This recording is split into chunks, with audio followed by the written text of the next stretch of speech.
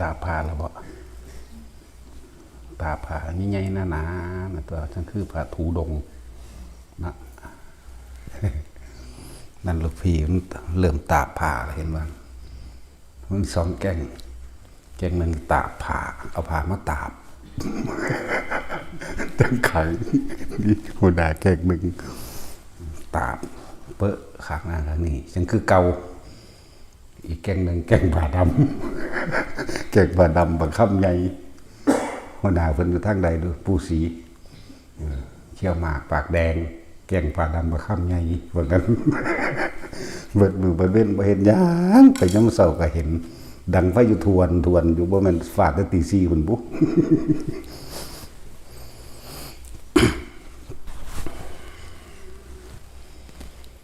นัตถิสันติสามัคคีนัง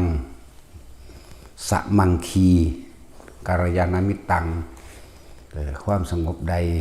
ที่จะเสมอด้วยหมู่เรากัลยาณมิตรมีความสมัครสมานสามัคคีซึ่งกันและกันนั้นไม่มีความสงบมีสองอย่างนัตถิสันติสะมังคีกัลยาณมิตตัง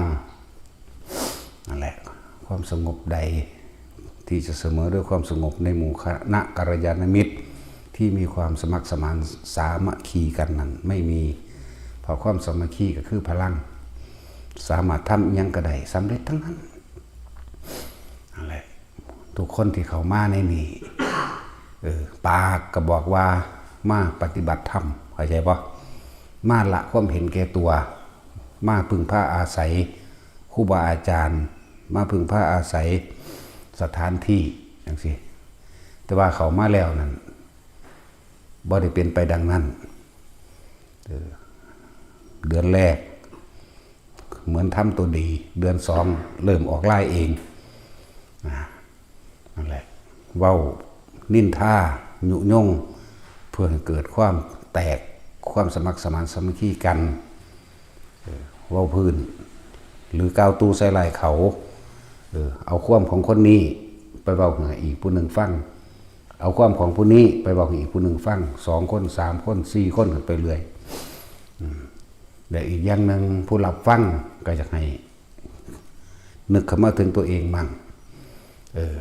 ให้เตือนกันมาหนีมาหยังให้ถามผู้มันเบาก็จะบ่ล่ะ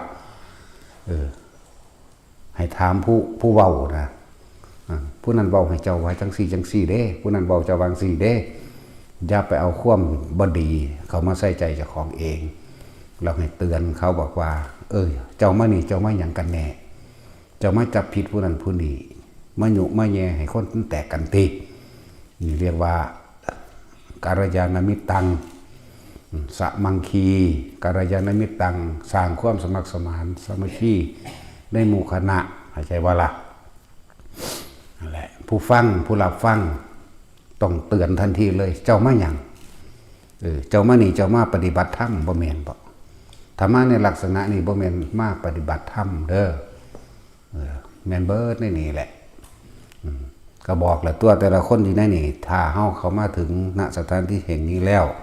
ให้มีความรักความสามัคคีซึ่งกันและกันปรารถนาดีซึ่งกันและกันให้รักกันดุจดั่งแขนขาอวัยวะเดียวกันจะแตกจะแยกความสามัคคีกันค่อยประคองความคิดเห็นซึ่งกันและกันเวลาเขาแสดงความคิดเห็นนั่นแหละเขาแสดงความคิดเห็นบาดนี้ถ้าเฮาหูจักแล้วว่าการพูดให้แตกแยกในหมู่คณะเฮ็ดให้ความสามัคคีนั้นบ่เกิดขึ้นเห็นบ่จึงเฮาอยู่มาแต่เก่าก่อนเฮาก็สามัคคีกันดีอยู่แล้วแต่ว่าก็มีคนค่อยแทรกซึมเข้ามาเรื่อยๆเพื่อที่จะยุยงเว้าให้เกลียดคนนั้นรักคนนี้แต่ก็ยกตนเองเข้าใจบ่ล่ะยกตนเองว่าตัวเองเป็นคนสำคัญตนเองว่าเจ้าของดีว่าเจ้าของรู้หลายค่อยฮู้จักเบิดนั่นแหละเพิ่นไปแนวใดมาแนวใดนี่แม่นบ่ล่ะฮู้จักเบิดแต่ว่าบ่ฮู้เจ้าของนี่แหละเด้อจึงบอกว่าพวกกันรับฟังเขาเตือนเขารดไหมว่าต้องไปใส่ใจว่าเขาสิเว้าให้เฮาแนวใดเพราะว่าเฮานั่นมาละ ความเห็นแก่ตัวของตัวเองหนึ่งบ่แม่นว่ามาเพิ่มคือฟังเบิ่งนี่เมียตาดำยายบุ๋มแล้วก็ยังละเฮ็ดน้ำไหมหนิงจังสิกะอีอันนั้นเป็นผู้มาเว้าเสาะแซะความนี้ให้ผู้นี้ฟังเสาะแซะตีความนี้ให้ผู้นี้ฟังความนี้ฟังของเป็นผู้ใหญ่มาอยู่ก่อนจะต้องตักเตือนเขามึงมาหยังยื้อไว้ในเรื่องออกซื้อได้บาทนี่อยากว่าล่ะมึงมาเนี่ยมึงมาเห็นอย่างมึงมาเบาให้ผู้นั้นเป็นจังซั่นผู้นี้เป็นจังซี่มึงมาเนี่ยมึงมาปฏิบัติธรรมมึงมาเห็นอย่างกันแน่อยากว่าล่ะอีนั่นแต่ผมสื่อว่าอันใดอีทำแท่มนั่นแหละแต่ของเป็นผู้ใหญ่กว่าจะไปถือไปทราบมาเลยเกิดความแตกแยกกันเนี่ยบ่ตะเกาไปน้ำกันดีๆเข้าใจบ่ตะเกาไปน้ำกันดีๆไปเฮ็ดโรงทานบางหันบางนี้ไปพอตามีอีอันนี้ซึมเข้ามาแล้วมาเบาให้เกิดความแตกแยกกันเอาความผู้นี้ไม่เบาให้ผู้นี้ฟังเอาความผู้นี้เบาผู้นี้ฟังนั่นบ่แม่นนิสัยของคนที่เขามาปฏิบัติธรรมเด้อนั่นมันเป็นความเห็นแก่ตัวของเขาเองที่อยากยกตนเป็นคนสำคัญเมื่อวานนี่ก็บอกให้ไปแล้วเด้มื้อนี้ซ้ำอีกอยากว่านี่ให้ไปก็ยังบอกแล้วว่าอยากให้ไล่หมู่พวกก็บอกกันเอาเองนั่นตัวนั่นแหละจื้อไว้บัดนี้แต่ละคนที่อยู่นำกันนี่ถ้ามีคนผู้นึงเอาความอีกของผู้นี้ไปเว้าให้อีกผู้นึงฟังหมายมันคล้ายๆกับความในห้ามออกความนอกห้ามเข้านั่นแหละนั่นแหละยาวความในยาวความนอกเข้าความนอกก็จะออกให้เบิ่งใจเจ้าของอยากว่าล่ะนั่นแหละ ให้สมัครสมานสามัคคีกันถ้ามีผู้ใดผู้หนึ่งดื้อไว้ไปเว้านินทาผู้นี้ให้เฮาฟังเตือนโดดเด้อบาดนี้เจ้ามาหยังนี่เจ้ามาปฏิบัติธรรมหรือเจ้ามาหาจับผิดคนถ้ามาแนวนี้ให้ออกไปซะหลวงพ่อบ่เอาหรืออ้างหลวงพ่อก็ได้เพราะว่าแนวนี้หลวงพ่อก็บ่ต้องการอยู่แล้วเข้าใจว่าล่ะหลวงพ่อต้องการหยังอยู่กับตัวเองอยู่กับลมหายใจตัวเองอยู่กับความรู้สึกอยู่ในตนเองละความคิดเห็นของเจ้าของเองบ่แม่นมาเพิ่มความคิดเห็นแต่ยังว่าเฮาสิมาละความคิดเห็นความคิดเห็นว่าผู้อื่นดีความคิดเห็นว่าผู้อื่นบ่ดีแม้กระทั่งความคิดเห็นของตนเองก็นั่นแหละความคิดเห็นของตนเองแบบว่าผู้นั้นดีผู้นี้บ่ดีไปตัดสินเขาว่าเขาบ่ดีว่าเขาเลวบ่ซั่นแถมซ้ำมาเว้าพื้นหลวงพ่อนี่แหมมึงมาอยู่น้ำกูมึงมาอาศัยกูเขาอย่าบ่ล่ะเขาสร้างกันมาเท่าใดแล้วอยู่นี่มึงหากันมาได้ 2-3 เดือนนึงมึงสิมารู้หลายตินั่นแหละถ้าได้เว้าตรงๆเด้ถ้าถากมันคิดเอาเองเข้าใจบ่แต่ว่าผ่านเว้าตรงๆเด้มึงมาได้3 เดือนมึงสิมาฮู้จักหลายแท้อีห่ามึงเนาะพ่อแม่บ่บอกบ่สอนบ่ ไปอยู่บางใดก็ไปสร้างความแตกแยกสามัคคีให้เขาแต่ที่สำคัญคือคนที่เคยอยู่ในนี่คนที่อยู่ในนี่แล้วจงตักเตือนกันเศร้าจะไปเว้าเรื่องของเพิ่นแม่นบ่เฮาเป็นไผเพิ่นเป็นไผเพิ่นอยู่มานานตัวเองฮักอาม่ามีความหมายไว้จังใดเว้านี่จะให้เพิ่นหนีบ่แล้วสิอยู่เองแสดงเองบ่มีความหมายไว้จังใดเข้าใจบ่ล่ะนั่นแหละสรุปความเห็นไว้จากเฮ็ดจังใดกับเพิ่นนี่มีจุดหมายใดเข้าไปบ่ตั้งนั้นแล้วเราพื้นกับผู้นั้นเป็นจังซั่นกับผู้นี้เป็นจังซี่โอ้ยมันบ่แม่นมาปฏิบัติธรรมเนาะคิดว่าเขาบ่รู้ประวัติบ่แม่นเด้มึงยังมีประวัติฉี่โกงหลายๆอันหลายๆอย่างอยู่เด้อยากบ่ล่ะนั่นแหละมันจะไปอยู่ทางใดได้ถ้าก็ได้เว้าออกไปแล้วเดี๋ยวดีขึ้นบุคคลอันตรายได้บาดนี่ อันตรายจริงๆเลยล่ะไปคบคนกับคบคนขี่เหล้าเมายากินยาบ่งยาบ้าเมื่อล่ะเอาไปมาสินำเรื่องต่างๆเขามาสู่สถานที่แห่งเฮาเด้แห่งการปฏิบัติธรรมเด้แล้วฟังไว้เด้อพวกนั้นก็เลยให้กลับขึ้นมาหากันคือเก่าละความคิดเห็นออกให้เบิดอยู่นำกันด้วยความสมัครสมานสามัคคีมันดีแล้วไปฟังความหยังภาษาเด็กน้อยติดยามาแต่ทางใดก็บ่รู้มันจักบ่ล่ะนั่นแหละก็มันสว่างได้ ดีเนี่ยเขาจำสื่อคนบ่ค่อยได้บันใดแต่บ่ตั้งเอาอีท่อมนะรถก็เสียดูถ้าตัดหญ้าอีหยังเดือนแรกตัดหญ้าอยู่เด้ซื้อใบตัดหญ้าดูนั่นแหละหลายอย่างอยู่ที่คิดว่าเพิ่นบ่รู้เพิ่นบ่แม่นเด้เฮาบ่ฟังความจากไผก็ได้ดอกแต่มันกระแทกมาแล้วเฮาก็ฮู้โลดดอกเนาะมีผู้ใดมาฟ้องมาซอดอกกูจักเอาเองเบิดนั่นแหละเพียงแต่กูบ่ปาก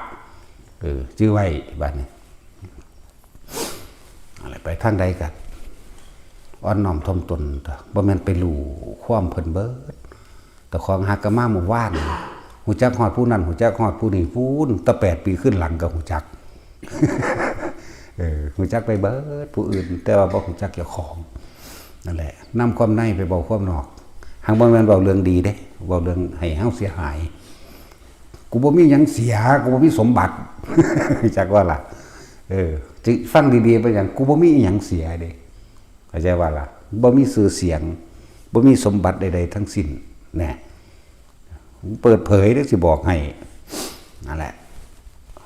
กับผู้นั้นจังสั่นกับผู้นี้จังซี่แบบนั้นแบบนี้โอ้ยมึงมานอนนำกูบ่แต่ขนาดตัวกูเองกูยังบ่ฮู้จักเจ้าของอยู่เนาะจักบ่กูว่าจักเจ้าของเด้แต่มองกูตายกูสิไปไสกูก็ยังบ่รู้เด้มันบอกบ่ได้เนาะขนาดนั้นเด้กูเกิดก็ได้บ่เกิดก็ได้เด้กูบ่ได้ย้านเด้ซัมมื้อนี้เกิดก็ได้บ่เกิดก็ได้มันสั่นตานั่นแหละบอกตามเมื่อวานยังบ่ไปอยู่เนาะแล้วบาดเจ็บเบาเป็นทั้ง4เด้บ่ได้ไปย้านผู้ใดเด้เพราะว่าความตายบ่มีความหมายกับเฮามันเลยบ่ย้านชื่อเสียงเฮาก็บ่มีเงินทองก็บ่มีเสียงก็บ่มีหยังก็บ่มีเนาะนั่นแล้วที่เฮ็ดนี่กายเฮ็ดซื่อๆเด้ใจบ่ได้เฮ็ดใจบ่ได้มีความหวังกับไผเด้เฮ็ดไปพาพวกเจ้าเฮ็ดนั่นแหละเบิดทุกคนอยู่ในนี่เด้ออย่าไปนำความผู้นั้นนำความผู้นี้อย่าไปมันบอกจังได๋เกาะอย่าไปวางสิเด้เจ้ามาหยังเจ้ามานี่เจ้าว่าเจ้ามาปฏิบัติธรรมบ่แม่นบ่เจ้ามาละความเห็นแก่ตัวเจ้ามาละความคิดเห็นต่างๆเจ้ามาละทั้งหลายทั้งปวงเจ้ามาอยู่ณอาศัยเพิ่นเจ้าคือกล้าบอกให้เพิ่นตัวถือไว้พวกนั้นก็เลยเมียตาดำผู้นึงเราแววมาพวกต่อเฒ่านึงบ่จักหยังเล็กน้อยยั่วให้ผิดกันยายบูมใจยังอีไผบัดนี้เฮ็ดหน้ามานะนิ้งมื้อนี้นะแล้วเฒ่าก็สิตายแล้วไปฟังความเด็กน้อยเลี้ยงหมาอยู่บ่ได้ว่าเลี้ยงแกะเลี้ยงหมาแล้วพฤติกรรมสอดไส้ไปในทางที่บ่แม่นนักปฏิบัติธรรมเข้าใจบ่สอดไส้ไปในทางที่ทุจริตหลายอย่างทุจริตตัวเองนั่นแหละแล้วก็บ่สุจริตบ่มีความซื่อสัตย์บ่มีความจริงใจต่อตัวเองสิประสานหยังกับบุคคลผู้อื่นเนาะแล้วทุกคนอยู่ในนี่ถ้าฟังแล้วถ้ามีผู้ใดผู้หนึ่งไปเว้าพื้นกันบอกให้หยุดนั่นแหละจึงเรียกว่ากัลยาณมิตรตักเตือนซึ่งกันและกันเด้นัตถิสันติสมังคีกัลยาณมิตตังนัตถิสันติปรมังสุขขังความสงบสุขใดที่จะเสมอด้วยความสงบอันปราศจากความคิดเห็นต่างๆไม่มีเด้อถ้าเขาบ่ไปคิดเห็นว่าผู้นั้นดีผู้นี้บ่ดีเขาก็สงบเลยเด้ล่ะเข้าใจบ่สงบนั้นมี2อย่างถ้าเขามีความสมัครสมานสามัคคีกันสงบภายนอกโดยบริเวณโดยบุคคลเข้าใจว่านี่คนก็บ่ได้ถกเถียงกันคนก็บ่ได้ความเห็นมาแข่งดีแข่งเด่นกันมันก็เกิดความสงบโดยภายนอกโดยนั่นแหละคำว่าสมังคีกัลยาณมิตตังความสมัครสมานสามัคคีของหมู่คณะที่นี่เฮาก็ตักเตือนกันตัวทุกคนอยู่นี่แหละต่อไปนี้เด้อต่อไปนี้ถ้าบุคคลใดเป็นอันตรายต่อหมู่คณะขับออกบ่มีไผเอาเข้าใจบ่ล่ะ เป็นอันตรายต่อหมู่คณะครับออกมันสิสร้างความแตกแยกมันสิสร้างความบ่สมัครสมานสามัคคีจุดหมายนี่ไปใส่มาใส่จุดหมายเฮามาเฮ็ดหยังเพื่อหยังนี่ เห็นบ่บ่แม่นว่าไปเว้าไหลไปตามกัน บอกให้กันหยุดเพราะตอนคนนี้สินินทากล่าวตู่ใส่ร้ายบุคคลผู้ใดผู้หนึ่งถึงจะจริงหรือไม่จริงก็ช่างหยุดเจ้ามาหยังเศร้าเจ้าจะบอกนั่นนี่ให้บอกแบบนี้รวดอย่าไปย่านเข้าใจบ่ล่ะนั่นแหละบัดนี้แบ่งเป็น2ฝัก2ฝ่าย3ฝ่าย4ฝ่ายนำเขาได้บัดนี้นั่นว่าล่ะทั้งสั้นแหละนั่นแหละนี่คือธรรมะคือความจริงต้องเปิดเผยปิดบังมันเศร้าหมองไม่ผ่องใสเหมือนมีลึกๆลับๆเฮ็ดให้สงสัยสนเทอยู่เรื่อยเนาะนั่นแหละน้องพอเว้าอารมณ์ดีใจดีอยู่นี่บาดมันใจลายมันลายคือยังไงเด้เนาะ ขาคนเด้ นั่นหัวละย่ายพี่บานั่นตาซินก็อยากหัวเด้นะตาซินจะว่าเราเป็นบาปจะว่าบาได้มีแต่ข่อยบาผู้เดียวกับพ่อ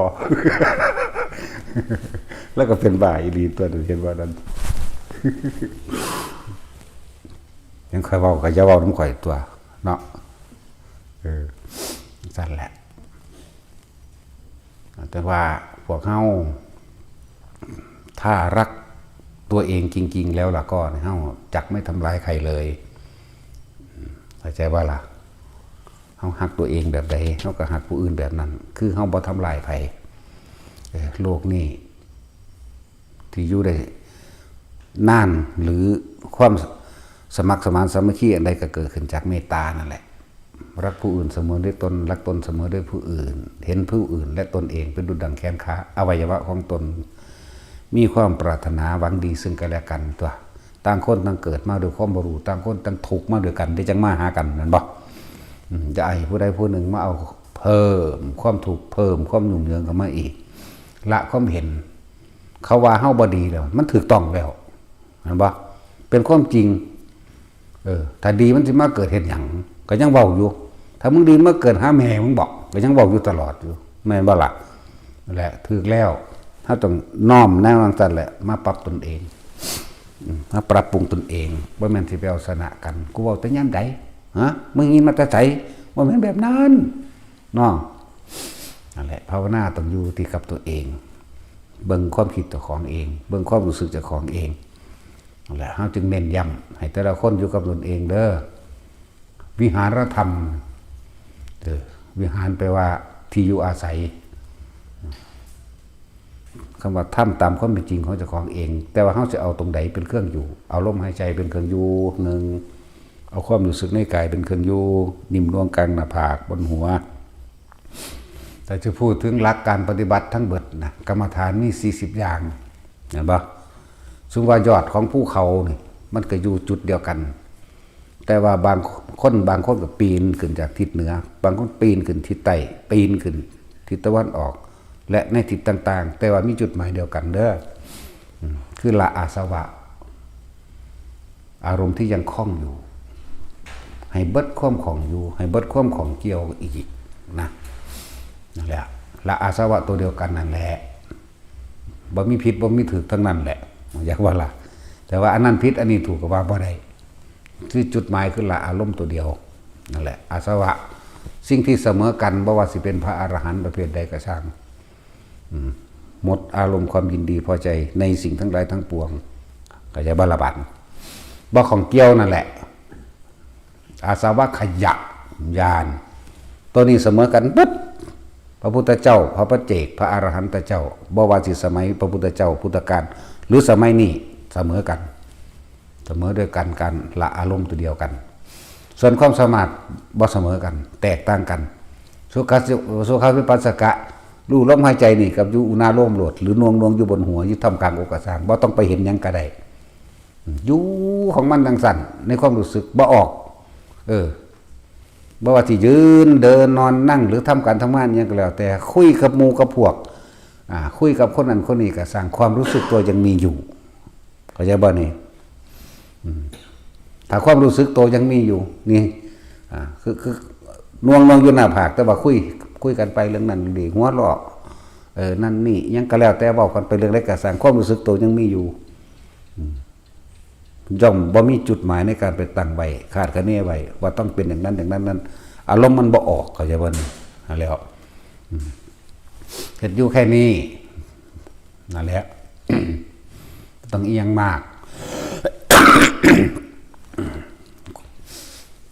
แต่สำคัญที่ตรงการสร้างเหตุเด้ออยู่ที่เหตุ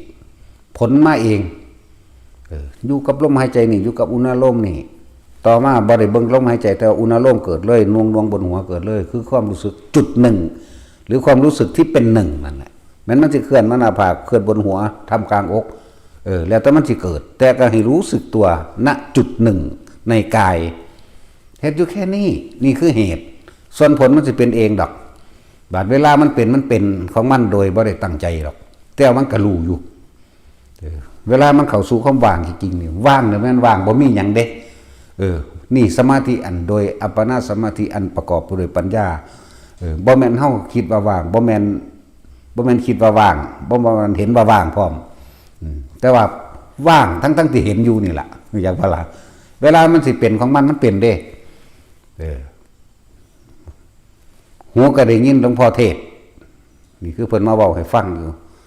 ผมอยากเป็นคือมื้อนั้นว่าซั่นกันมันฆ่ามึงอยากเข้าใจบ่ดันน่ะมื้อนั้นเพิ่นเว้ามื้อนั้นมันปล่อยแต่ว่าผมบ่ได้ตั้งใจปล่อยเด้มันปล่อยเองเข้าใจว่าล่ะแต่ว่ามันเป็นชั่วขณะหนึ่งหูก็ได้ยินหลวงพ่ออยู่แต่ว่าประเด็นนำเขามาคิดนี่ตาก็เห็นเบิดทุกคนอยู่ได้นี่แต่ว่าก็บ่นำเขามาคิดหนาวหรือร้อนก็รู้อยู่แต่บ่นำมาคิดแบบอธิบายบ่ได้เลยว่างไล่เจตนาจากบ่มีอีหยังที่มาเทียบมันได้เป็นมาหลายมื้อแล้วผมจะเป็นคือมื้อนั้นเห็นบ่ล่ะนั่นแหละนั่นคืออดีตแล้วอันโตมื้อนั้นมันเป็นนั่นแหละคำว่านิพพานก็เป็นจังซั่นนี่เขาก็บอกไปเลยว่านั่นมันเป็นแบบนั้นแหละนิพพานบ่แม่นวิมานบ่มีรูปร่างอิหยังใดๆทั้งสิ้นว่างปราศจากความคิดนึกมีแต่รู้อันรู้นี่ก็บ่แม่นว่าตั้งใจรู้ใช่ว่าล่ะแต่ว่ามันรู้ขึ้นมาเอาเองเมื่อนั้นอิ่มอยู่จังซั่นได้บาดนี่นั่นก็เลยคิดอยากเป็นคือมื้อนั้นนั่นกำลังมันบ่ถึงก็เลยว่ากำลังอย่างบ่ถึงกำลังแห่งความสงบหรือสมถะไม่ถึงถ้ามันถึงของมันสิเป็นเราเองดอกเขามีหน้าที่รู้เฉย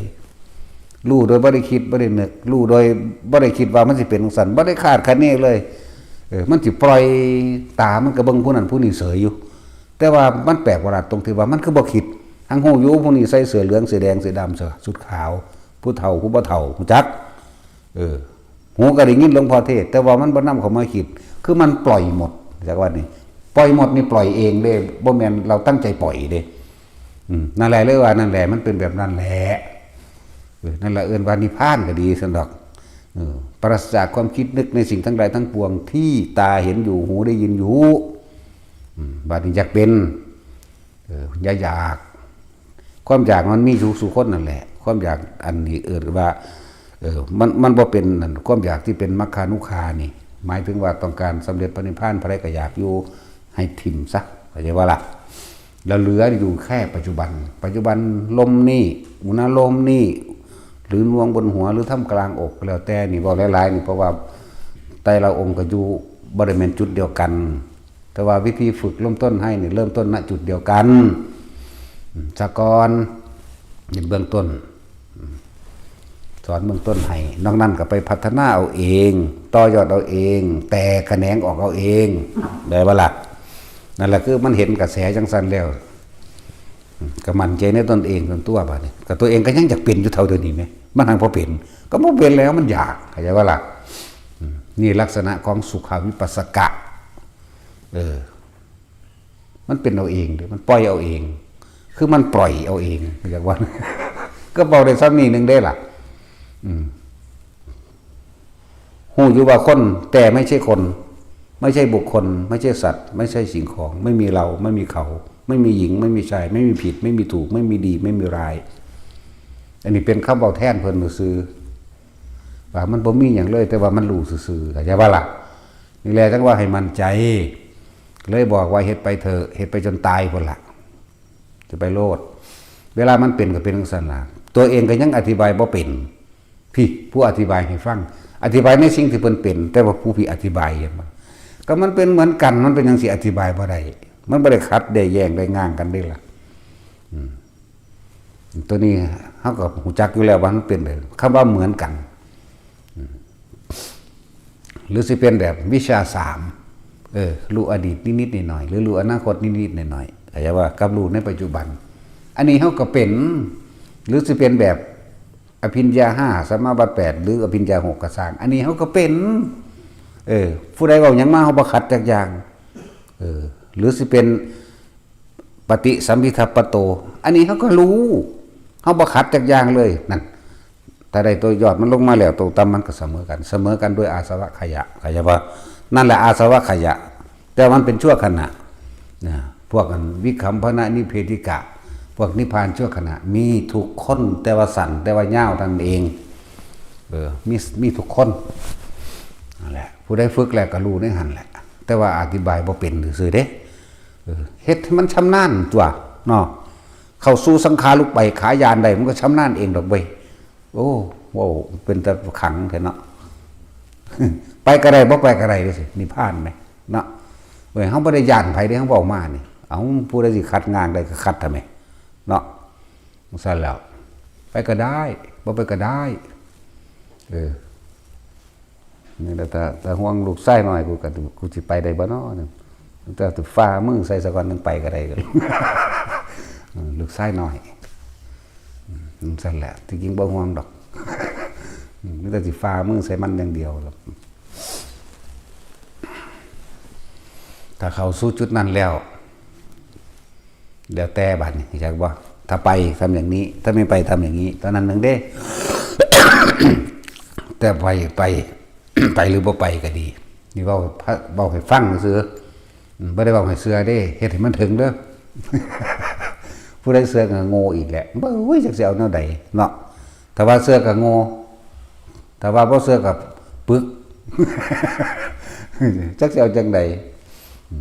นั่นแหละทุกสิ่งทุกอย่างเฮาสิปัจจัตตังเฮาสิรู้ในตัวเฮาเองแต่ว่าคำอธิบายขยายความก็ต้องอาศัยพระสูตรมั่งพระไตรปิฎกมั่งเรียกว่าอาศัยพระสูตรอาศัยหลักสูตรมาเป็นเครื่องอธิบายให้เราฟังตัวที่เสมอกันคืออาสวะขยะญาณเห็นบ่นี่ความบ่เสมอกันคือความสามารถต่างกันบางคนก็ระลึกชาติได้แค่500รู้อนาคต500รู้อดีต500แต่ก็มารู้ปัจจุบันแค่นั้นเองทีนี้ในอภิญญาต่างๆกับแสดงฤทธิ์เดชต่างๆใดคือพวกเข้าเสร็จนั่นแหละขอรอกระแลของเล่นเพราะสำเร็จสำน้อยนี่จากบัดนี้แต่สิ่งที่เหนือนั้นขึ้นไปอีกพวกนั้นหูจักภาษาสัตว์ต่างๆก็อย่างหนึ่งเด้จากว่าล่ะปฏิสัมภิทายานะนี่ปฏิสัมภิทายานจากว่าล่ะรู้เนรุติรู้กอกำเนิดซึ่งอักขระและภาษากำเนิดจากภาษาใดคูปตะพรามีมูนี่รู้จักบ่ล่ะจังซี่รู้จักวะจังซี่ล่ะบักห่านี่ จังซี่แต่ภาษาต่างๆภาษาสัตว์ต่างๆทุกชนิดรู้ได้เบิดจักว่าล่ะมันบ่ได้อยากรู้ได้มันทางรู้ทั้งแต่หาวิธีปิดไว้มันอยู่แบบคนชาวบ้านจักว่านี่มันหลายเด้มีแต่ขอความช่วยเหลือไหมแต่ของเงินเสือกบ่ซอยตัวเองไหมบ่มีหยังถ้าปล่อยให้เขามาพวกสวดลวดเปรตสวดลวดหนุ่มบ่น้ำหนังน้ำเนื้อเฮานี่ ว่าแต่ได้อยู่ใกล้เขาก็เย็นบ่อิ่มบ่กินยิ้มก็สร้างเหมือนกับว่าได้นั่งเศร้าห่มใหม่หนาใหญ่นะนึกสั้นแล้วปิดนี่จักว่านี่เรียกว่าหาดาคน คือเก่ามากคือเก่าบางกว่าเก่าเพราะว่าเขาบ่เปิดรับไม่ได้ยากได้แท็กซี่เนาะไปอยู่ในชั้น3ก็ได้ตัวเนาะหรืออัปปนาไปเรื่อยกันยังได้เดินนั่นแหละแต่ว่าอยู่แมงหยาบๆกูไปเห็ดยังดอกกูเศร้าเห็ด จังบ่ได้รับรู้อีหยังมากตั้งแต่คนอยู่นี่ก็บ่แห้งแล้วเนาะสิไปว่าอีหยังกับผีเยอะขนาดนั้นเดี๋ยวก็มีคนเถียงล่ะผีไม่ใช่นั่นนี่ก็ว่าเองได้เป็นยังกระสังฮีแมงยังเนาะ ภาษาใดมันเข้าใจง่ายกับว่าเราเป็นยังนั่นแหละ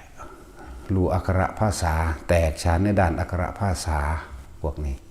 หูจักว่ากำเนิดของภาษานี่เขาใส่ในสื่อสารในสมัยใดยุคใดอีก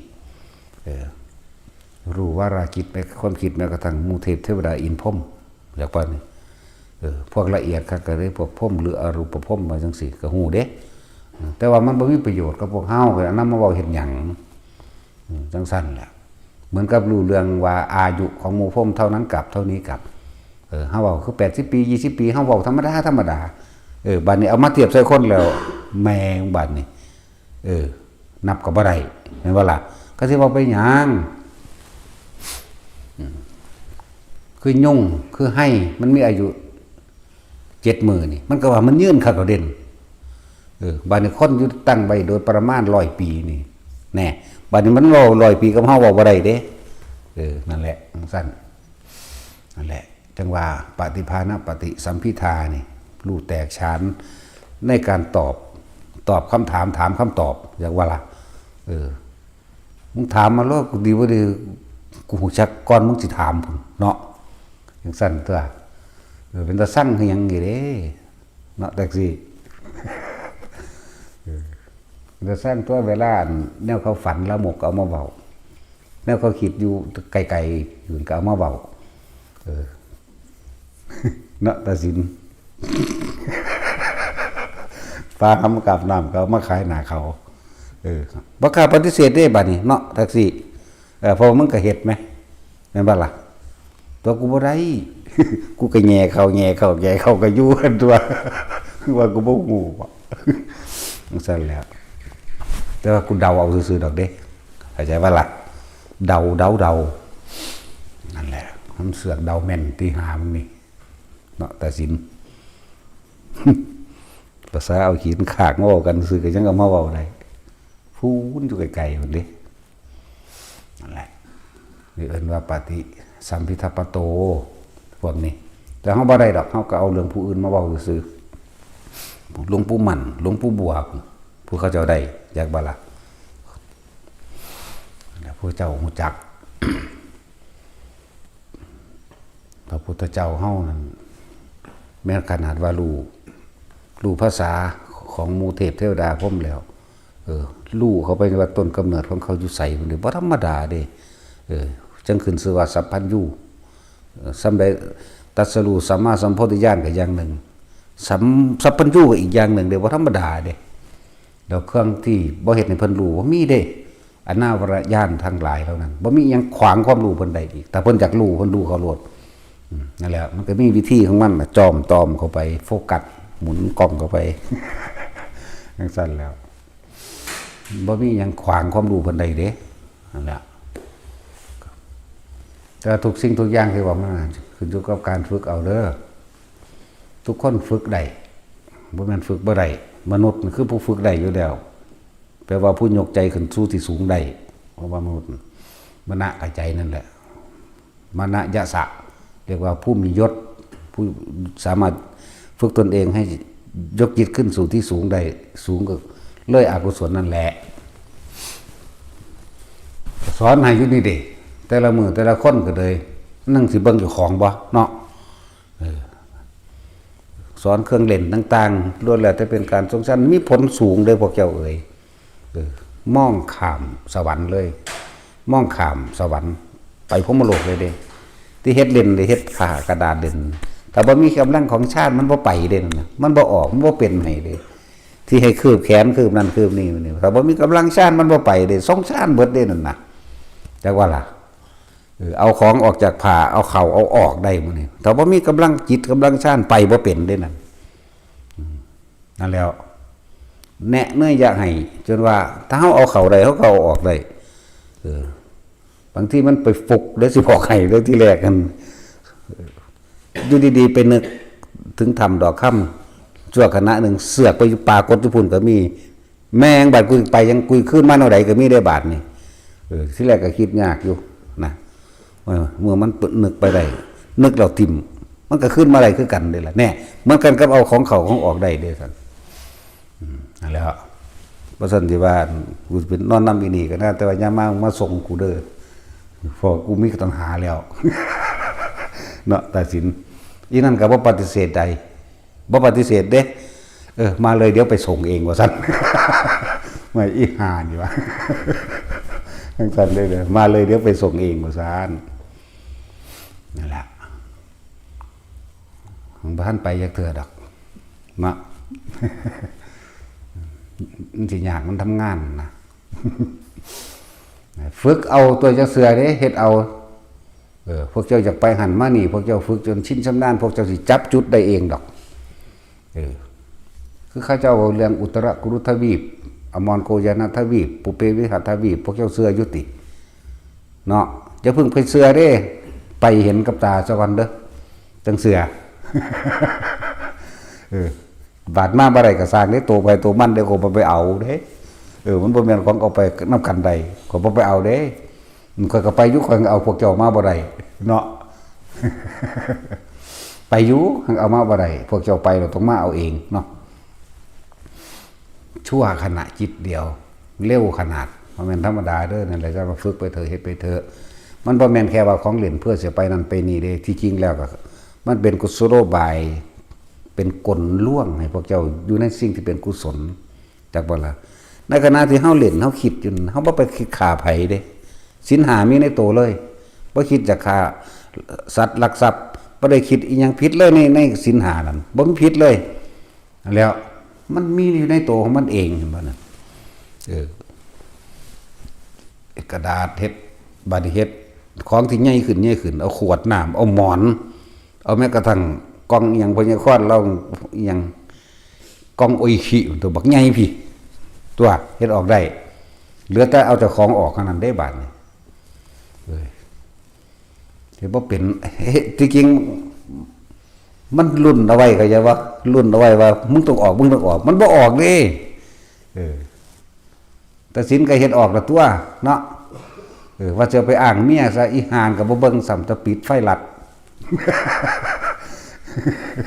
อีโปมันปิดไฟลัดเด้เนาะแม่นบ่แต่ศีลหากเฮ็ดออกเพิ่นเฮ็ดกระดาษเพิ่นเฮ็ดอยู่เท่าใดมื้อเด้9 มื้อพุ่นเด้ออกได้เบ้ยดีใจขนาด บัดนี้เพิ่นพากันไปเฮ็ดอันปากกาเฮ็ดนั่นเฮ็ดนี่ออกเด้ซั่นเพิ่นสิเอิ้นกาซั่นทั้งปิดไฟลัดเลยโอ้ยก็มาสอนกันในจักหน่อยแหน่พอดีใจเนาะอีหลีนี่แล้วถามเบิ่งเด้อว่าแม่นขาแยงนะขาแยงปุ้งๆพร้อมมันเลยเป็นแบบคืออีหยังบ่สัตว์3ชนิดในตัวเทิร์นกวินก็คือมันปุ้งจังสิเนาะฮิปโปก็คือเวลามันเหี่ยวออกสึดหูบับขามันบ่เกินกันเส้นนึงเอาไปวัดเบิ่งเด้อบ่แม่นย่าเพิ่นย่างก็แกงแขนจังซี่เพราะว่ามันหนักข้างมันบ่ถึงมันบ่พอกันเนาะตัดสินเจ้ากล้าว่าบ่ ว่าแม่ยังถึกสันที่บอกว่าบ่ต้องเอาสันเอาคมโหลดฟันเลยว่า ทั้งซั่นแล้วทั้งเบิดที่ฝึกให้นี่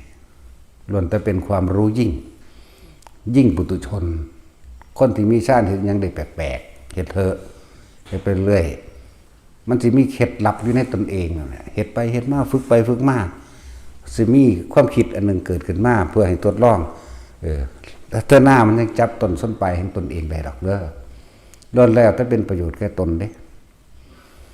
คนพวกนี้สิมีฤทธิ์มีเดชอยู่นะแล้วก็เป็นเครื่องอย่างที่ป้องกันตนเองในตัวเองนั่นแหละคืออันอีหยักคือหมูขีเมียตะค่อนตกร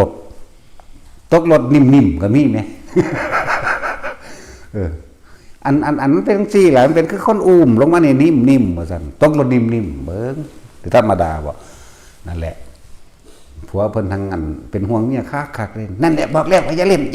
แล้วสั่นว่าตัวไผตัวมันคือว่าเด้บ่แม่นจักเม็ดอันคำว่าตัวไผตัวมันใจมันลุ่นคือหยังนี่ตัว อยากให้เขาเฮ็ดแบบคือเจ้าของคิดอยากให้เขาได้อยากให้เขาเป็นลูกเป็นผู้ขับพ่อเป็นผู้สั่งเพิ่นเอาวิทยุว่าหากันแม่เป็นผู้อยู่ทางหลังรถได้ซั่นบ้านรถดีโคงมันสิออกที่เพิ่นสิโคโยขึ้นนี่บ่ มันก็ปึงลงพุ่นมันมีฝาถ่ายนำเด้แต่ว่ามันปีนลงเลยแต่ว่าลงนิ่มๆเด้ตัวพวกมันเป็นเองยังอธิบายบ่ได้นี่อธิบายตัวพวกมันเป็นนี่มันปีนลงเลยแล้วก็นิ่มๆว่าซั่นสโลลงเลยงามๆเลยธรรมดาบ่เก็บบ่บาดบ่เลินบ่มีห้อยแต่ว่ามันค่างงอยู่อยากมันค่างงตั้งแต่ชาติกลุ่มมันอยู่อยากว่าดิสิโต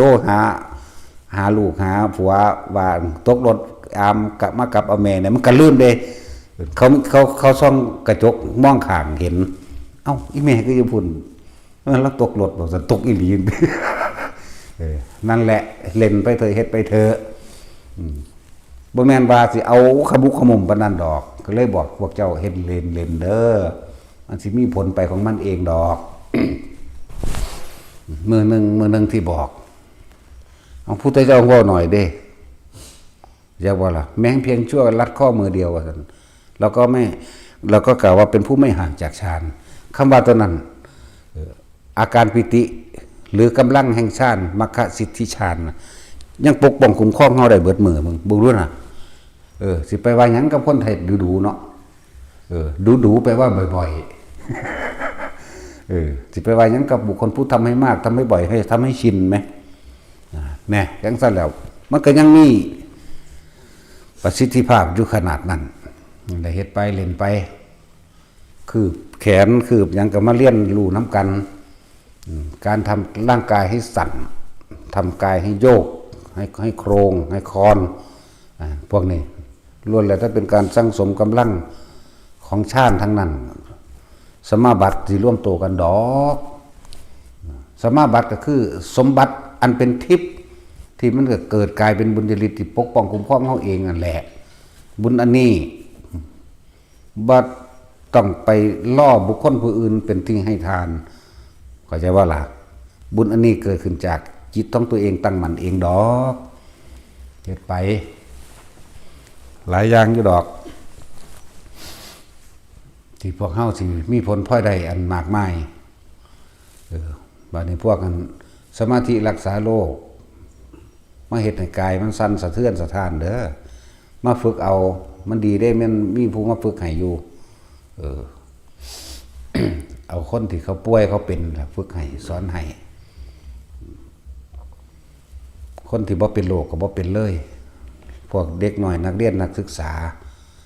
เฮ็ดให้สติปัญญาก็ดีแล้วก็ความเจ็บไข้ได้ป่วยไปในภายภาคหน้าก็สิบ่มีเพราะว่าหยังบุญอันเกิดจากการทรงฌานเจริญฌานนี่ถ้าสิเปรียบเทียบแล้วเหมือนกับดุจดังกว่าทองคำเด้เหมือนกับเฮาแลกเหมือนกับเฮาไถ่โทษเรียกว่าใส่หนี้เจ้ากรรมนายเวรต่างๆในขณะที่เฮาเป็นเทวดามารพรหมทั้งหลายแม้ทั้งมนุษย์และอมนุษย์บ่ไม่อาจสามารถทำอันตรายให้แก่เราได้เลยนั่นเป็นตาเฮ็ดเอาคือหยังนี่การเงินและการงานก็มีขึ้นมาเรื่อยความสงบแห่งใจหรืออารมณ์ที่ร้อนอารมณ์ที่กังวลก็ค่อยๆหายไปเด้เพราะว่าเฮาบ่ซอทรายความคิดเฮาไปหาบุคคลที่เกลียดที่รักที่เกลียดพอใจไม่พอใจนี่มันอยู่แต่กับตัวเองตอนที่เฮาคิดแบบนั้นแบบนี้นั่นแหละจิตในจิตเข้าใจบ่ละบาดนี่นั่นแหละจิตในจิตเฮาคิดสิเหตุของเฮาอยู่นี่งองแงกเฮาบ่ไปเกี่ยวกับไผเด้นั่นอยู่ในชั้นที่1เด้น่ะวิตกวิจารวิตกก็คิดรุ่นสิออกหรือบ่ออกก็ซังมันก็เป็นจิตในจิตคือเก่าเด่นจากวันเฮ็ดอยู่ในเรื่องเดียวในขณะเดียวนึงจนตลอดถึงพันจนว่าอธิษฐานนึงจิตในจิตเป็นผู้มีสติกำกับจิตเบิดนั่นแหละเข้าใจว่าระบาดนั่นแหละเน้นแนวมื้อนี้นั่นแหละเฮ็ดง่ายๆแต่ว่ามีผลมากตัวความคิดของเฮาบ่ไปขาดคะเนอีหยังเรียกว่าอยู่ในปัจจุบันก็แม่นนะความคิดก็คิดในปัจจุบันความรู้สึกในกายก็อยู่ในปัจจุบันทั้งเบิดเฮาก็บ่ไปคิดว่าอยากทำลายบุคคลสัตว์สิ่งของทั้งหลายให้ชิบหายเด้บ่มีศีลก็เลยอยู่ในหันจิตตั้งมั่นอื่นว่าสมาธิก็อยู่จุดเดียวนั่นแล้ว ศีลสมาธิปัญญามันจะเกิดของมันดอกนะขอให้ทุกคนสร้างเหตุเถอะแต่ที่ว่าเรื่องพระวักกะริเนาะพระวักกะรินี่บวชมา4 ปีนี่บ่เฮ็ดหยังนั่งเบิ่งพุทธเจ้าอย่างเดียวนั่นแหละเพ่งอยู่ในฌานเข้าใจบ่ล่ะปัญญาเพิ่นบ่แล่นไปคือเพิ่นบ่เห็นตามความเป็นจริงอย่างแต่เพิ่นมีความฉันทะนี่หมายถึงมีความยินดีพอใจที่จะดูทัศนาดูเบิ่งตะพุทธเจ้าเรียกว่าบวชเข้ามานี่บ่ได้มีอย่างอื่นเข้ามาปนเลยขอให้ได้อยู่ใกล้ได้เห็นหน้าพระพุทธเจ้าให้ได้อยู่ใกล้ให้ได้เห็นจากว่าล่ะถึง4 ปีบ่ออกเดินปัญญาบ่ออกเห็นตามความเป็นจริงว่าอนิจจังทุกขังอนัตตาบ่ออกเห็นว่าร่างกายนี่บ่เป็นของตัวของตนบ่ออกมาพิจารณาซึ่งไม่เที่ยงไม่จีรังยั่งยืนนั่นนะถึง4 ปีพุทธเจ้าหูอุปนิสัยอยู่เด้เพิ่นจะบอกวักกะลิเนี่ยแม้เธอจะจับชายผ้าเหลืองแห่งเราเดินตามเราก็ไม่ชื่อว่าอยู่กับเราตถาคตเธอจงไปเสียจากที่นี่ไล่หนีเห็นบ่ล่ะจริงๆมันตั้งมั่นแล้วได้อันอยู่กับอันแต่ว่าสมาธินั่นคือมันตั้งมั่นแล้วเพิ่นติดเพิ่นมีความสุขเพิ่นมีความสงบเวลาเพิ่นได้เห็นพระพุทธเจ้าเข้าใจบ่ล่ะนั่นแล้วบาดนี้พระพุทธเจ้าเฮ็ดให้สะเทือนใจจักบ่ให้มันเคลื่อนออกจากความสงบตัวนั้นแน่เพิ่นเลยไล่หนีตอนยางไปน้ำทางจมไปน้ำทางนี่จักบ่เฮาบวชมานี่เฮาแม่นว่าเฮาสิมาเฮ็ดหยังเฮาบ่ได้สนใจดอกแนวอื่นขอให้ได้อยู่ใกล้ขอให้ได้ทัศนาขอให้ได้เห็นมิเท่านี้ก็ในเมื่อพระศาสดารังเกียจเฮาแล้วพระศาสดาบ่อยากให้เฮาเห็นแล้วก็ชีวิตนี้ก็สิมีประโยชน์ชีวิตนี้ก็สิมีความหมายอันใดสู้ตายสิยังดีกว่านั่นทีนี้ตัดตายแล้วเขาใหญ่ว่านี่บ่ได้เสียดายบ่ได้อะไรชีวิตเลยเพราะในจุดหมายเดียวในการบวชขอให้ได้เห็นพระพุทธเจ้าเท่านั้นขึ้นไปสู้ยอดหน้าผาโดดลงมาแล้วตัดตายแล้วเด้อยากบ่คือมันบ่ย่านตายแล้วมันลืมเหรอมันพ้นความตายตัวนั้นแล้วจนถึงขั้นโดดลงมาโดยใจว่างๆนั่นแหละเรียกว่าละบาดแล้วพระพุทธเจ้าจังใส่พุทธนิมิตเข้าไปแสดงธรรมภายในให้เห็นก่อนที่สิถึงพื้นปุ๊บเนี่ยลงมาซาๆกำลังชาติเลยรักษาไว้จากว่านั้นมัคคะสิทธิฌานหนทางตรงนี้ปลอดภัยจากอันตรายทั้งปวงเพราะว่าผลแห่งสัมมาบัติของตัวเองมันรักษาของมันเองแต่ว่าตัวพุทธเจ้าสอนก็สอนไปสอนทั้งในเนี่ยในขณะนั้นลงมาพอดีกับบรรลุพระอรหันต์นั่น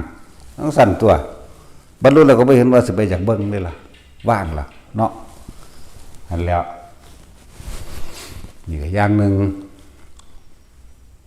นั่นแหละให้ไปเถอะอันพวกซ้อนๆพวกเกี่ยวอยู่นี่อย่างน้อยๆมันเจ้าบรรลุยังก็ไปพรหมโลกก็ได้แม้เขาจะตายด้วยความหลงลืมสติหมายถึงไม่คิดถึงสิ่งที่ตัวเองพึงได้พึงมีพวกเจ้ามีของเล่นไปนี่แม้เขาจะตายเนี่ยเมื่อแตกกายทำลายขันธ์ด้วยความที่หลงลืมสติอาจจะบ่คิดถึงชาติบ่คิดถึงลมหายใจนั่นแหละบ่คิดถึงสิ่งตัวเองว่าเขายังเข้าไปสู่พรหมโลกณขั้นใดขั้นหนึ่งเพราะว่ายังตอนที่เฮาทรงชาติตอนที่เฮาเฮ็ดต่างๆสารพัดนี่บุญมันเกิดเบื่อบุญมันเกิดแล้วคำว่าเจ้ากรรมนายเวรคำว่าไสนิกรรมคำว่านั้นมันเป็นของมันเอาเองโดยที่เฮาก็บ่รู้เข้าใจบ่นี่เพราะว่าเฮาบ่รู้พวกเทพเทวดาทั้งหลายตาเฮาบ่เห็นเข้าใจบ่พอได้ใจขาดก็ไปมันเจ็บมันปวดก็ได้นั่นบ่เขาสิกระซิบบอกตรงคิดถึงองค์ฌานของท่านเถิดนี่จิตออกหลักกลางบ่ดีก็ไปพรหมโลกเลยแน่แต่ว่าโดยตาเฮาเห็นกันเดี๋ยวนี้มันบ่ได้ฮู้จักนี่แหละจึงบอกว่าเฮ็ดไปเถอะสร้างเหตุโดยว่าต้องหวังผลเพราะว่าผลกับเหตุกับผลอยู่นำกันแล้วแต่ว่ามันเป็นจังไดเคยถามพวกเจ้าดูอยู่มันเป็นจังได๋ตรงนี้พระอรหันต์ตรงนี้มันคือจะเป็นแท้นะเนาะเนี่ยเฮ็ดไปเฮ็ดแบบโง่เพราะว่ามันฉลาดมันพากันเถียงกันอยู่เดียวนี่เนาะแท็กซี่มันฉลาดหลายพวกฉลาดแล้วมีแต่เรื่องตะเล่านั่นน่ะกูบ่รู้จักอย่างแน่บ่ได้บ่หือมันมีแต่รู้แหละอีหยังใดอันใดก็กูรู้เบิดมึงนี่เนาะเฮา บ่รู้นี่สิบ่ได้บ่มีศูนย์ อันใดก็ขึ้นกับแสดงความเห็นจากการได้ยินได้ฟังเห็นบ่ทิฏฐุปาทานเอาความเห็นตัวเองเป็นใหญ่จากสิ่งที่ได้ยินได้ฟังได้รู้ได้เห็นเอามาขัดง้างขัดแย้งเพราะว่ามันเก่งนั่นน่ะเห็นบ่น่ะแล้วจังเป็นกามุปาทานจากความพอใจของตัวเองเด้น่ะในรูปในรสได้กินในเสียงจังเป็นอัตตะนั่นตัวตนได้เกิดขึ้นแล้วอัตตะถือมั่นในตนเองเลยเด่นวาทุปาทานแสดงคำว่าวาทุคือคำพูดแสดงคำเว้าโดยความคิดมันเป็นก้อนเดียวกันเด้อนี่เด้ออุปทาน4นี่ก็เลยที่เว้าหยังถ้าเว้าเรื่องปฏิจจสมุปบาทตั้งแต่อวิชชาปัญญาสังขารจนฮอดเกิดตายใหม่เนี่ยก็ก้อนเดียวกันเด้มันเนื่องกันอยู่ในอันเดียวกันเด้มันบ่เป็นช็อตๆมันบ่ได้เป็นตัดๆตอนๆเป็นตอนไปตอนมันเด้เข้าใจบ่ล่ะมันอยู่ในพร้อมกันเลยคือจังอธิบายว่าเฮาเห็นผู้นั้นย่างมาปั๊บไม่เป็นตาสร้างแท้คิดเราเล่นนั่นจากบ่แต่ว่ามันเร็วเกินจนว่ามันไปสรุปโดยสัญญาสัญญามันละเอียดก็สังขารเข้าใจบ่นี่หุ้ยเป็นตาสร้างแท้ที่จริงมันผ่านการคิดเด้อแต่ว่าความคิดมันเร็วเกินจนบ่จับมันบ่ได้แต่สร้างเด้อมึงว่าคือกูบ่ว่าเด้เนาะเด้ผู้บ่มักคือกันก็ว่านํกันนั่นแต่ว่าอุ้ยก็ดีปานนั้นเลยว่าไปคือพอใจแล้วใช่บ่ล่ะแต่มันผ่านแล้ว มันเร็วมันผ่านการคิดแต่ใช่บ่นี่มันผ่านการคิดแล้วก็เลยเอาความเห็นเจ้าของขึ้นมาแสดงนั่นแหละจริงๆบ่ว่าสิเป็นการเกิดการดับทั้งเบิดเป็นก้อนเดียวกันเบิดนี่ว่านี่ตั้งแต่ความบ่รู้ของเฮาเองเป็นเหตุให้คิดเรื่องนั้นคิดเรื่องนี้นั่นแหละเกิดอวิชชาเป็นปัจจัยมันเกิดสังขารคือความคิดความไม่รู้เด้นั่นมันจังคิดไปแต่งต่างนาสารพัดจังมารับรู้ความรู้สึกเป็นปัจจัยมันเกิดวิญญาณนั่นบ่แม่นผีดอกมารับรู้ความรู้สึกเข้าใจว่าพอใจบ่พอใจนั่นแหละจังเป็นเหตุปัจจัยเกิดนามรูปนั่นวิญญาณนามกับเนื่องกันเด้เข้าใจบ่นี่จังเป็นรูปมันบ่นี่นามรูปจังเป็นปัจจัยมันเกิดอายตนะตาหูจมูกลิ้นกายใจนี่เอิ้นว่าอายตนะเป็นปัจจัยมันเกิดผัสสะเห็นปั๊บพอใจปั๊บเห็นปั๊บไม่พอใจปั๊บนั่นแหละผัสสะคือตัวนี้เข้าใจว่าล่ะเกิดจากผัสสะนี่มันจึงมีเวทนาในวันนี่แต่ว่าในคำว่าผัสสะหมายถึงมันต่อเนื่องกันเด้ผัสสะเป็นปัจจัยมันเกิดเวทนาพอใจไม่พอใจเกิดขึ้นเลยเด้จากบัดนี้มันเร็วขนาดนั้นผัสสะคืออารมณ์ความพอใจแล้วบ่พอใจแล้วนี่มันก็ลวงไปหาเวทนาแล้วแม่นบ่อันส่วนสิหาคำว่าอุเบกขานี่มันบ่อยากเห็นเนาะเฮ้ยนี่บ่มีดอกจังซั่นเวทนาเป็นปัจจัยมาเกิดหยังบ่นะแสวงหาแต่ความพอใจนั่นแหละตัณหาแม่นบ่บัดนี้คือความอยากได้ดังใจอยากตัวมันพอใจตัวนั้นมันบ่เห็นดอกมันแสวงหาความพอใจตัณหาเป็นปัจจัยมาเกิดหยังบัดอุปทานมันบ่นั่นแหละกทิฏฐุปาทานสัพพะตุปาทานอัตตากามุปาทานและอัตตวัตถุปาทานอุปทานเป็นปัจจัยมาเกิดหยังบัดพบกามภพรูปภพอรูปภพนี่หมายถึงความรู้สึกของเราเองนี่แหละจากเข้าใจว่าละบาดนี่ความรู้สึกเฮาเองเด้พอใจไม่พอใจนี่แต่ว่าอันไอ้รูปภพอันที่ว่าจะว่างกลางๆเฉยๆนี่มันหายากเลยแต่คนบ่ฝึกเข้าใจว่าล่ะนั่นแล้วอุปทานเป็นปัจจัยมันเกิดภพนี่ส่วนมากมันก็อุปทานทั้งความปรารถนาความสุขความยินดีความพอใจเท่านั้นแหละเนาะกามภพรูปภพก็ต้องฝึกอรูปภพก็ต้องฝึกนั่นบ่แน่อันส่วนมากอันกามภพที่มันหลายสวรรค์ลงมาหานรกเข้าใจบ่นี่นั่นแล้วภพก็เป็นปัจจัยมันเกิดชาติแล้วมันตายลงตอนนั้นมันไปตามอารมณ์เข้าใจบ่ละบาดนี่นั่นแล้วก็ชรามรณะตายก็มาเกิดใหม่คือเก่าตามสังขารจึงว่าสัญญานี่ละเอียดเด้อนะ แต่ว่าถ้าเฮาบ่คิดมันก็บ่มีหยังเกิดขึ้นได้เด้ล่ะเป็นสัญญาหรือสัญชาตญาณอัตโนมัตินี่ฮู้อยู่ว่างามฮู้อยู่ว่าสิหลายแต่ว่าบ่คิดนึกปรุงแต่งต่อมันก็บ่มีหยังเกิดเด้ฮู้ซื่อๆฮู้โดยบ่คิดบ่นึกบ่ปรุงบ่แต่งแต่สิ่งทั้งหลายเหล่านี้ต้องฝึกด้วยกันอยู่กับตัวเองโดยลมหายใจมั่ง โดยอุณาโลมโดยยังก็ว่าไปจุดหนึ่งจิตหนึ่งนี่พยายามเน้นย้ำซ้ำเติมแต่ละคนนี่วิธีอื่นๆกะบ่แม่นว่าสิบ่ถูกต้องถูกทั้งหมดนั่นแหละแต่สิว่าเรื่องถูกก็ใช่บ่ล่ะกรรมฐาน40อย่างหรือเป็นร้อยๆอย่างพุ่นล่ะแต่ว่าเฮาเน้นเพราะว่ามันมีมาแล้วในหลักสูตรถ้าสิเว้าเอาหลักสูตรเดียวเลยคือพุทธเจ้าคือลมหายใจก็ใช่ว่าล่ะอานาปานสติพระเจ้าทดลองมาเบิดแล้วเด้แล้วมูฤาษีชีไพทั้งหลายพวกอาราระบทอุตกะระบทต่างๆที่เขาเจ้าเพียงแต่เขาเจ้าเขาไปติดความสงบซื่อๆเด้เขาเจ้าบ่ออกมาเพื่อจะให้เห็นสงบก็ไม่เที่ยงเข้าใจบ่นี่แม้แต่ความสงบก็ไม่เที่ยงนี่เขาเจ้าบ่เห็นอนิจจัง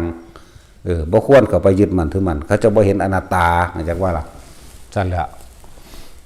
ถ้าได้ฟังธรรมของพระพุทธเจ้าว่าทุกสิ่งทุกอย่างบ่ควรเข้าไปยึดมั่นถือมั่นบรรลุเลยเด้นั่นซ้ำนั่นเด้เพราะว่าเขาเจ้าเต็มที่แล้วเพียงแต่ว่าบ่ปล่อยว่างในความสงบซื่อๆในรูปฌานหรืออรูปฌานก็สร้างแต่ละขันมันก็เป็นของมันมีอยู่แล้วนั่นแหละของสั้นผู้เขาเจ้ามีฌานเพ่งแล้วที่ว่าสัพเพธัมมานารังอภินิเวสายะสิ่งทั้งหลายทั้งปวงไม่ควรเข้าไปยึดมั่นถือมั่นเพราะสิ่งใดทั้งปวงเหล่านั้นเป็นอนิจจังเป็นอนัตตาเท่านั้นเองบ่มีสิ่งใดที่รังยั่งยืนนะเขาเจ้าต่อเอาเองได้ผลตัวนั้นอ๋อแม่นความเพิ่นเห็นบ่นั่นแหละความมันเร็วอยู่แล้วในเรื่องความคิดเนี่ยมันเร็วอยู่แล้วมันก็ละออกเลยคือภาวะกะลิเห็นบ่เห็นบ่อันผู้เพิ่นบรรลุเร็วๆหลงงัวส้นน่ะนะเนาะเป็นภาวะกะลิบอกหรือว่าพาหิยะพระพาหิยะรุจิริยะเนาะพาหิยะซื่อๆแล้วบ่รุจิริยะแล้วเนาะนั่นแหละงัวส้นตายซ้ำบรรลุอรหันต์เมื่อนั้นก็สิเว้ายาวไปอีกก็เป็นเรื่องเพิ่นบ่เคยถวายผ้าไว้ในพุทธศาสนาเนาะสันตติอมาตย์ก็เหมือนกันบรรลุเมื่อนั้นก็ตายเมื่อนั้นโดยอุปนิสัยเบิดอายุตัวนึงบ่เคยถวายผ้าอยากว่าดิหลายๆอย่างแต่เฮาเน้นเอาตรงนี้แหละบางคนก็อยู่กับลมหายใจได้เลยบางคนก็ใจแล้วก็อยู่หน้าผากอยู่บนหัวอยู่หน้าอกก็อยู่ซ้ำนิดนึงอย่าไปเห็นหยังมากบ่ต้องไปหวังเอาผลหยังมันดอกแล้วก็จะไปอยากเห็นอีหยังเด้มันละยากก็ผู้บ่เห็นพุ่นเด้อุ้ยบ่ธรรมดาเด้อันนั้นน่ะตั้งแต่กี้โอ้ยก็ว่าแต่ของจริงคือหยังโตพุ่นหังบ่ฮู้สึกโตฮู้เห็นนั่นนี่ไปหังบ่ฮู้สึกโตเด้รู้อะไรเห็นอะไรก็ช่าง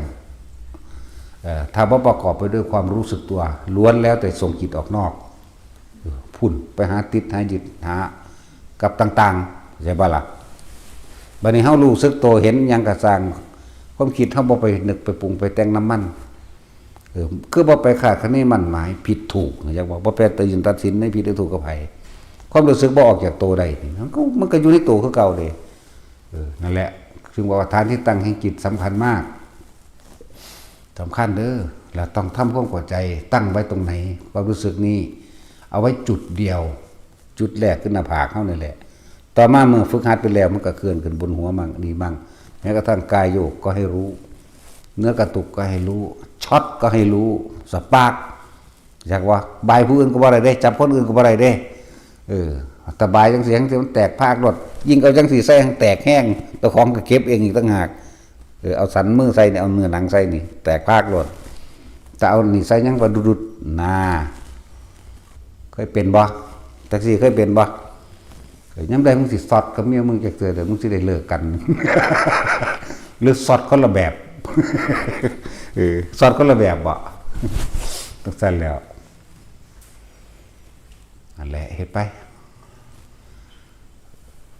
ร่างกายโยกหน้าหลังซ้ายขวากระสังให้จับเอาจุดเดียวเด้ออันอื่นกระจังมันให้มันเป็นเครื่องปล่อยผ่านไปเรื่อยๆนั่นแหละปล่อยผ่านไปให้รู้สึกตัวไว้ยังได้ก็คงทีนี่รู้สึกตัวไว้แล้วก็เป็นวิธีที่ง่ายนะเวลามันเป็นจริงๆมันสิอธิบายของมันเองในตัวเองจักว่าเวลามันเข้าสู่ความปล่อยว่างคือมันจะวางของมันเองเขาไม่ได้เป็นผู้วางเลยพวกเข้าใจว่าว่างพวกเข้าใจว่าว่างเขาอื่นว่าปัญญาของเล่ห์เหลี่ยมกลไกของกิเลสเด้ปัญญาของกิเลสนี่จักบ่หรือสิอื่นอย่างหนึ่งว่าปัญญาของสังขารเด้ อยากว่าปัญญาสังขารนี่เก่งเด้ปรุงไปนำว่าเจ้าของรู้นี่บ่ธรรมดาเด้แล้วยึดเอาเด้นั่นน่ะปัญญาสังขารเคยยินบ่ ความคิดว่าเจ้าของรู้นั่นแหละคำว่าปัญญาสังขารก็ดีเป็นเรื่องสั้นนั่นแหละรู้ว่าคิดกับคิดว่ารู้นั้นคนละต่างกันเด้เนาะระหว่างรู้ว่าคิดกับคิดว่ารู้มึงเอาอย่างจักสิใครแน่รู้ว่าคิดใครอยู่เด้ไอ้คิดว่ารู้นี่ที่นั่นแหละปัญญาสังขารกูหูปึ๊ดบอกมันอะไรกูหูปึ๊ด